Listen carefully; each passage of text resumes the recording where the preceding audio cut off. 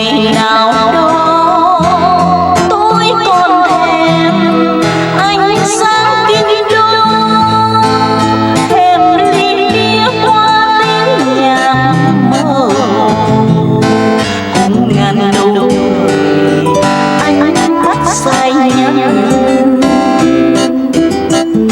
Nay trả lại cho người thành phố sâu lắng, môi ngọt dịu nồng say số tôi đi.